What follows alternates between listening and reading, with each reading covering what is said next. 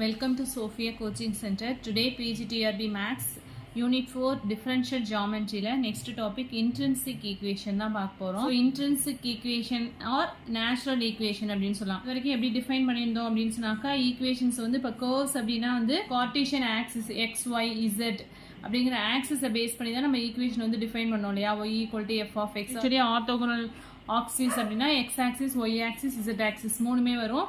x equal to x of u, y equal to y of u, z equal to z of u அப்படின்னு define பண்ணிருப்போம். இப்போ வந்து நம்ம எப்படி define பண்ண போறோம் அப்படின்னு சொன்னாக்கா வித்தவுட் த ஆக்சிஸ் இல்லாம அதோட ஆர்க் லென்த்தை யூஸ் பண்ணி நம்ம வந்து டிஃபைன் பண்ண போறோம். கர்வேச்சர் அண்ட் டார்ஷன் இருக்கு இல்லையா, நம்ம வந்து அதோட ஆர்க் லென்த்தை யூஸ் பண்ணி டிஃபைன் பண்றது தான் வந்து என்ன அப்படின்னா intrinsic equation or natural equation அப்படின்னு சொல்றாங்க. ஸோ அதான் இங்கே சொல்லியிருக்காங்க டெஃபினேஷன்ல. If it is required to describe a curve without reference to a particular set of Cartesian axes, the defining equation are called intrinsic equation or natural equation.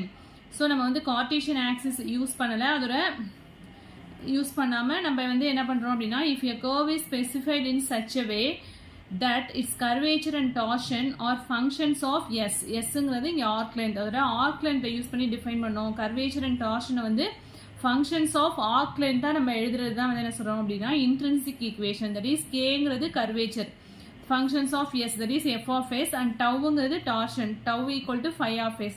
some functions of arc length எழுதுறோம் are called intrinsic equations of the curve. so இது வந்து TRB ல கேட்ட questions. ஓகேவா? intrinsic equation வந்து இன்னொரு name என்ன அப்படின்னா natural equation அப்படின்னு சொல்லலாம். நெக்ஸ்ட் தியரம் பாருங்க. Congruent curves will naturally have the same intrinsic equation. Conversely, two curves with the same intrinsic equation are necessarily congruent. Congruent curve இருந்ததுன்னா அதுக்கு வந்து என்னவா இருக்கும் அப்படின்னா சேம் இன்ட்ரின்சிக் ஈக்குவேஷன் இருக்கும். அதே மாதிரி சேம் இன்ட்ரின்சிக் ஈக்குவேஷன் இருந்துச்சு அப்படின்னா அது வந்து நெசசரலி கான்குரண்டா தான் இருக்கும் சொல்றாங்க. இதுவும் வந்து டிஆர்பில கேட்ட கொஸ்டின் தான். தியரம் பாருங்க. Fundamental existence theorem for space curves, uniqueness theorem for space curve.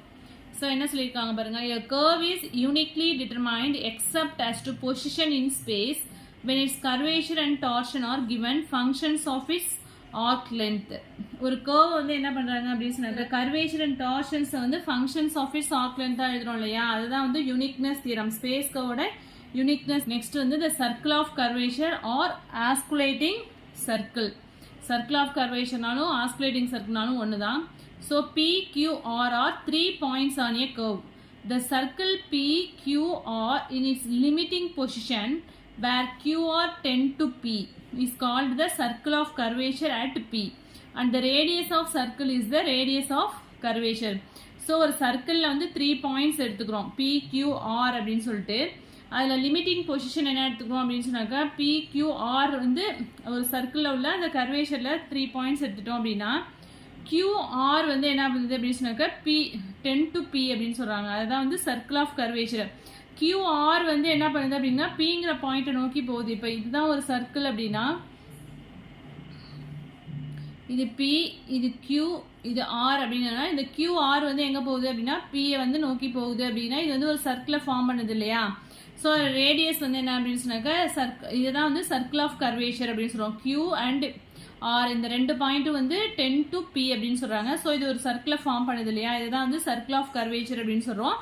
And இந்த சர்க்கிளோட ரேடியஸ் வந்து என்ன அப்படின்னு சொன்னாக்கா ரேடியஸ் ஆஃப் கர்வேச்சர், அது வந்து ரோ அப்படிங்கிற சிம்பிளால டினோட் பண்றோம். The circle which has 3 point contact with the curve P is called the osculating circle at a point P on a curve. It obviously lies in the osculating plane at P. So already contact of nth பார்க்கும்போது osculating circle வந்து point of contactலாம் வந்து பார்த்திருக்கோம். So அதை தான் இங்க சொல்லிருக்காங்க. The circle which has 3 point contact with the curve P is called the osculating circle.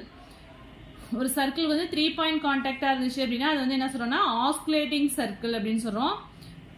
Next centre of circle of curvature. Centre of circle of curvature, circle of கர்வேச்சரோட centre கண்டுபிடிக்கிறதுக்கான formula C vector equal to R vector plus rho into N vector. இதுல ரோங்கிறது already பார்த்துருக்கோம். ரோங்கிறது என்ன radius of curvature.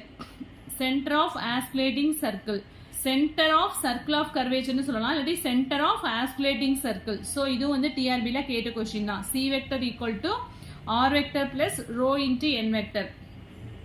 So இப்போ osculating circle பார்த்துட்டோம். Next வந்து osculating sphere. the sphere of curvature னு சொல்லலாம், அப்படி இல்லைன்னா ஆஸ்குலேட்டிங் ஸ்பியர் அப்படின்னு சொல்லலாம். இங்கே வந்து அங்கே வந்து 3 பாயிண்ட்ஸ் எடுத்தோம் இல்லையா, அங்கே ஸ்பியர் அப்படிங்கிறதுல 4 பாயிண்ட்ஸ் எடுத்துக்கிறோம். ஒரு கர்வ்ல வந்து PQRS or 4 points on a curve. The limiting position of the sphere PQRS where QRS tend to P is called the sphere of curvature. Its ratio is radius of spherical curvature. So radius குள்ள formula சொல்லியிருக்காங்க பாருங்க, r squared equal to rho squared plus sigma squared plus rho dash squared. So r னு எழுதணும்னா இங்க வந்து root எடுக்கணும். ஓகேவா, r equal to root of rho squared plus sigma squared plus rho dash squared எழுதலாம்.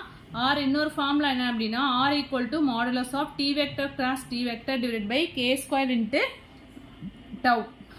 இதில் வந்து சென்டர் வந்து என்ன அப்படின்னாக்கா centre of the osculating sphere என்ன அப்படின்னா c vector equal to r vector plus rho n vector plus sigma into rho dash b vector. இது வந்து சென்டர், இது வந்து ரேடியஸ்குள்ள ஃபார்முலா. ஓகேவா, இது ரேடியஸ், இது வந்து சென்டர்.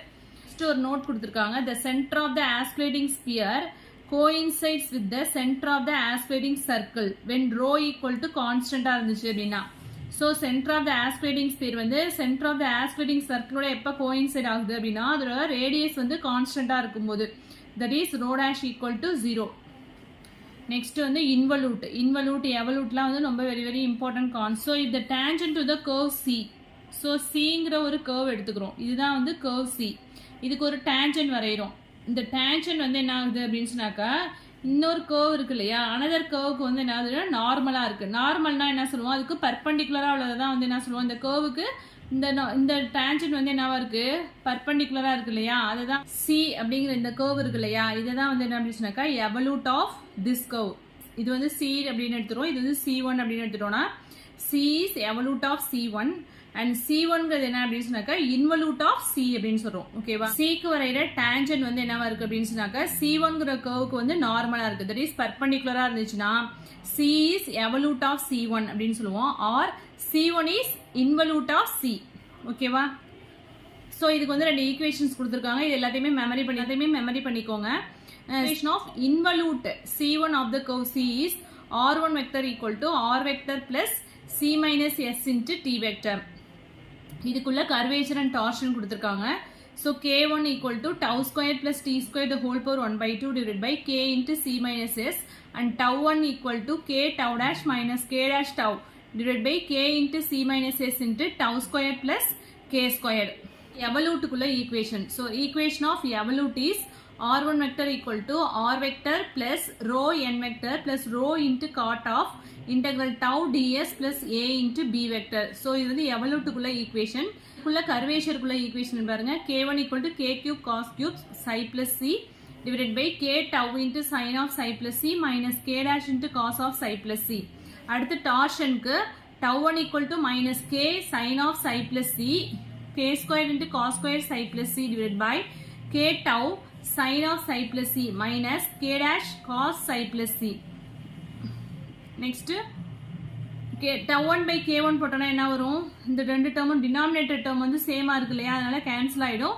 ஸோ அதில் எது கேன்சல் பண்ணோம் அப்படின்னு சொன்னாக்க minus tan psi plus C கிடைச்சிருக்கும், அதை தான் வந்து நோட்டில் கொடுத்துருக்காங்க. tau 1 by K1 போட்டோம் அப்படின்னா டினாமினேட்டர் 2 டேர்ம்ஸும் சேமா இருக்கிறதுனால கேன்சல் ஆயிடும். அண்ட் தென் இங்கே K squared cos squared psi plus Cயும் இங்கே K cube இருக்கிறதுனால K squared கேன்சல் ஆயிடும், ஒரு K cos psi plus C இருக்கும், இங்கே K sin இருக்கிறதுனால K sin psi plus C divided by K cos psi plus C இருக்கும். So இதுதான் வந்து இங்கே மைனஸ் டேன் sin by cosங்கிறது tan அப்படிங்கிறதுனால minus tan of psi plus C அப்படின்னு வந்துருது, அதுதான் நோட்டில் கொடுத்துருக்காங்க. நெக்ஸ்ட் வந்து spherical indicators or spherical images of the tangents. So very very important. This K1 அப்படிங்கிறது என்ன அப்படின்னா root of K squared plus tau squared by K. This curvature of the indicatrix is the ratio of the skew curvature to the circular curvature of the curve. So curvature of the indicatrix அப்படின்னா அதுதான் வந்து K1 அப்படின்னு எடுத்திருக்கோம். K1 வந்து என்ன அப்படின்னு சொன்னாக்க எந்த ரெண்டுக்கும் உள்ள ரேஷியோ அப்படின்னா root of K square plus tau ஸ்கொயர்ங்கிறது என்ன அப்படின்னா ஸ்க்ரூ கர்வேச்சருக்குள்ள ஈக்குவேஷன். Kங்கிறது என்ன அப்படின்னா சர்க்குலர் கர்வேச்சருக்கும் ஸ்க்ரூ கர்வேச்சருக்கும் ரேஷியோ பட்டோம் அப்படின்னா அதுதான் வந்து என்ன அப்படின்னு சொன்னாக்க கர்வேச்சர் ஆஃப் த இண்டிகேட்ரிக்ஸ். அதான் இந்த டெஃபினேஷன்ல கொடுத்துருக்காங்க. ஸோ இது வேர்டிங்ஸ்ல உள்ளதும் கேட்டிருந்தாங்க, டிஆர்பியில் கேட்ட கொஸ்டின். ஸோ இப்படியும் கேட்கலாம், ஸோ இந்த ஈக்குவேஷனாகவும் கேட்கலாம். ஓகேவா? டார்ஷன் வந்து என்ன அப்படி சொன்னாக்கா τ1 = k tau dash minus k dash tau divided by k into k squared plus tau squared. இது டார்ஷன், கர்வேச்சர் இதெல்லாமே நல்லா படிச்சுக்கோங்க. ஃபர்ஸ்ட் பார்த்தது வந்து என்ன சொன்னாக்கா spherical indicatrix of the tangent பார்த்தோம் இல்லையா? அங்கே வந்து spherical indicatrix of the binormal பார்க்க போகிறோம். ஸோ சேம் தான், அதே தான். அங்கே வந்து டீன்னு எடுத்துருப்போம், இங்கே வந்து பி வெக்டர் அப்படின்னு எடுத்துப்போம். ஸோ அதுக்கு வந்து கர்வேச்சர், டார்ஷன் கொடுத்துருக்காங்க. ஸோ எல்லாமே வந்து மெமரி பண்ணிக்கோங்க. k2 = √k² plus tau squared by tau. அங்கே வந்து kன்னு எடுத்துருப்போம் இல்லையா? அங்கே வந்து tau அப்படின்னு கொடுத்துருக்காங்க. கீழே டினாமினேட்டர்ல வந்து tau. Torsion τ2 = tau k dash minus tau dash k divided by tau into tau squared plus k squared. So compare பண்ணி படிச்சுக்கோங்க. டேன்ஜென்ட் அண்ட் பைனார்மல் ரெண்டத்தையும் கம்பேர் பண்ணி படிச்சுக்கலாம். கம்பேர் பண்ணி படிச்சா கொஞ்சம் ஈஸியாக இருக்கும். நெக்ஸ்ட் வந்து the spherical indicators of the principal normal பார்க்க போகிறோம். that is n vector. principal normal n vector at any point of the given curve வந்து k1 squared, இங்கே வந்து கர்வேச்சர் a1 squared denote பண்ணுறோம், equal to 1 plus k tau dash minus k dash tau the whole square divided by tau squared plus k squared the whole cube. and tau1 என்ன அப்படின்னா spherical indicators of the principal normal torsion k1 dash by k1 into root of k1 squared minus 1. So இந்த formula எல்லாமே நல்லா தரவு பண்ணிக்கோங்க. So டிஆர்பியை பொறுத்த வரைக்கும் வந்து ஒரு யூனிட் நல்லா தரவா ஃபிங்கர் டிப்பில் இருக்குது அப்படின்னா நெக்ஸ்ட் யூனிட் போகும்போது அது வந்து உங்களுக்கு மறக்கிறதுக்கு வாய்ப்பு இருக்குது. So revision is very very important. Revision பண்ணிக்கிட்டே இருக்கணும் கண்டினியூஸாக. ஸோ ஃபர்ஸ்ட் யூனிட் அல்ஜிப்ரா முடிச்சிட்டிங்க அப்படின்னா அல்ஜிப்ரா உங்களுக்கு நல்லா தரவா இருக்குது அப்படின்னா நெக்ஸ்ட் ரியல் அனாலிசிஸ் படிக்கும்போது ஸோ அல்ஜிப்ராவில் சில பாயிண்ட்ஸ் வந்து மறந்து போகலாம். ஸோ அது மாதிரி இருக்கக்கூடாது அப்படின்னா செகண்ட் யூனிட் முடிச்சுட்டு அகைன் ஃபர்ஸ்ட் யூனிட்லேருந்து ரிவைஸ் பண்ணணும். ஓகேவா? அகைன் ரிவிஷன் பண்ணிக்கிட்டே இருந்தால் தான் வந்து என்ன அப்படின்னு சொன்னாக்க உங்களுக்கு ஞாபகம் இருந்துகிட்டே இருக்கும். ஓகேவா? ஸோ உங்களுக்கு எக்ஸாம் வரைக்கும் தான் படிக்க போகிறீங்க. ஓகே, ஸோ அது வரைக்கும் கொஞ்சம் ரிஸ்க் எடுத்து படிங்க. ஓகே, ஸோ இதுவும் வந்து டிஆர்பியில் கேட்ட கொஸ்டின் தான். The spherical indicators of the tangent of a curve is a circle if and only if the curve is a helix. So the spherical indicators of the tangent வந்து tangent of a curve வந்து சர்க்கிளாக இருக்கும் எப்போ அப்படின்னா த curve is அ ஹெலிக்ஸாக இருந்துச்சுன்னா. So the curve வந்து ஹெலிக்ஸாக இருந்துச்சு அப்படின்னா the spherical indicators of the tangent of the curve வந்து என்னவா இருக்கும்னா சர்க்கிளாக இருக்கும். நெக்ஸ்ட் வந்து சர்ஃபேசஸ். ஸோ இது வந்து நெக்ஸ்ட் வீடியோவில் பார்க்கலாம். வீடியோவில் எதுவும் டவுட்ஸ் இருந்தது அப்படின்னா கமெண்ட் செக்ஷனில் கமெண்ட் பண்ணுங்க. என் வீடியோ பிடிச்சிருந்தா லைக் பண்ணுங்க, ஷேர் பண்ணுங்க, சப்ஸ்கிரைப் பண்ணுங்க. தேங்க்யூ.